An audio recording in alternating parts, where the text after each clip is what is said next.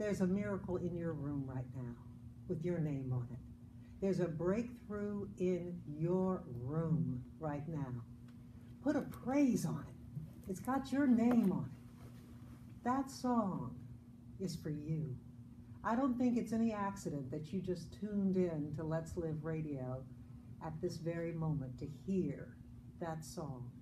It was not an accident that you are here today to hear Shaneisha's testimony of how she stepped out on faith. She left a job that paid her money that anyone would be very happy to earn because she knew there was more for her. And Shaneisha is here to help you as you are moving into your breakthrough, as you're moving into your miracle. And it may not mean you're leaving your job. That may not be where you're supposed to go.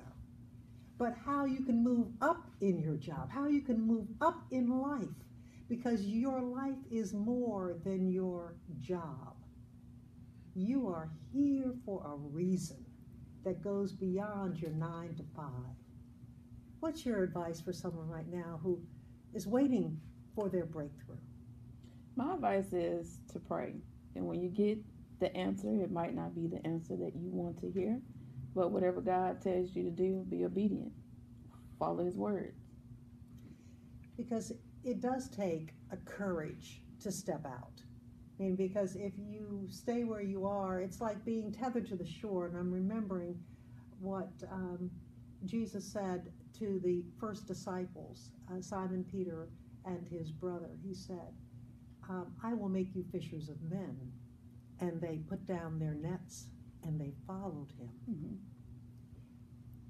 And they received their reward because they followed. But how many may have said, oh, I can't leave what I have because what I have is so precious to me, but they were willing to follow on faith. Now, what did you do? Now, I'm thinking financially. How did you handle that? Leaving a job that was paying you an income to something that had not fully developed at that moment. How did you pay your bills? Before I left, I laid a foundation. So I saved my money up. Mm-hmm. You know, I put a nice house down payment on a house, so my mortgage would be really cheap. So I kind of laid that foundation. I just didn't jump out willy-nilly. I laid a foundation. And your business partner, when she scheduled the interview, she told me that she loves working with you because everything is fully paid for. Every Absolutely. time. That's amazing. So where did you get your financial competence from at such a young age? Watching other people's mistakes. Ooh. So that's how I learned I shouldn't go and charge up credit cards. I shouldn't go and buy $5,000-$6,000 outfits and shoes and stuff. I should save. I should pay my bills on time. I should keep that credit score as close to 800 as possible. So when I do get a loan, you know, I have a good interest rate. So it was watching other people's mistakes, and I kind of learned from that. Wow, that's amazing. I'm learning right here. Mom, are you learning right now? Oh, yes.